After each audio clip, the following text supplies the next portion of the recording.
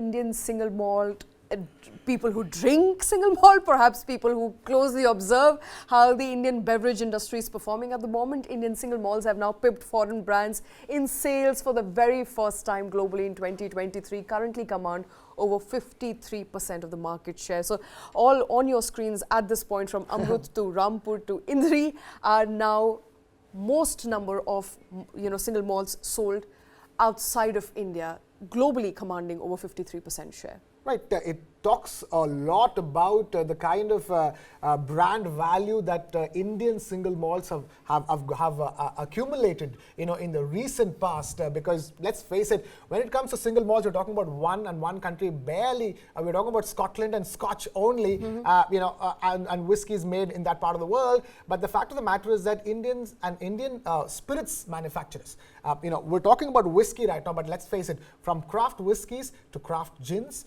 to craft beers, India's liquor market and India manufactured liquor have been making waves across the world. And the fact that something that's so difficult to crack, it's difficult to tell people who are used to the traditional single malts that, hey, why don't you go out there and try an Indian single malt? The fact of the matter is that looks like more and more people are willing to give Indian single malts a chance.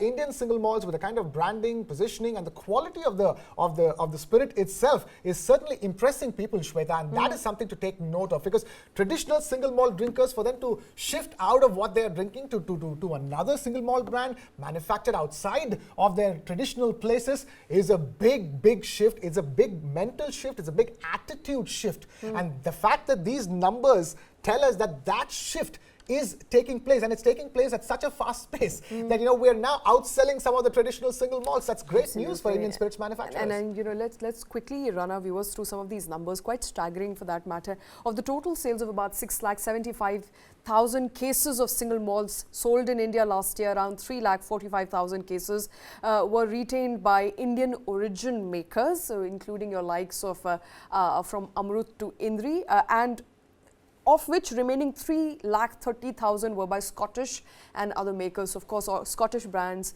the second most bought liquor in India. In the estimate, in fact, from the local brands grew by around 23%. So the Indian brands have seen an overall growth of 23% in just a single year, as compared to the more conservative 11% growth that the imported whiskies have seen in India. So more and more people, of course, in India drinking Indian brands. That is for clear from that number. Oh, absolutely. And you were talking about companies like Diageo and other big liquor giants consistently wanting to introduce Indian single malt. So clearly this is brand India shining. So clearly now when you talk about made in India, this is a great success story as far as make in India is concerned. Make whiskies in India, make single malts in India, not just scotches, not just you're talking about single malt, which is it's a connoisseur's choice, Shweta, really, because everybody, a huge majority of people who drink whiskey drink Scotch whiskey, which is not a single malt whiskey but a multiple malt whiskey. The fact of the matter is that, and it's very difficult to change the tastes of people who choose a particular single malt. And this, if you ask me, amongst all other Make in India success stories, this is a huge, important Make in India success story. If we can change the minds of people drinking single malts into wanting to buy new single malts that are made in India, then I think sky is the limit for India's spirits manufacturers. All right, sky is the limit for India's spirits manufacturers, and the numbers are showing great progress when it comes to more Indians drinking more Indian-made single malts.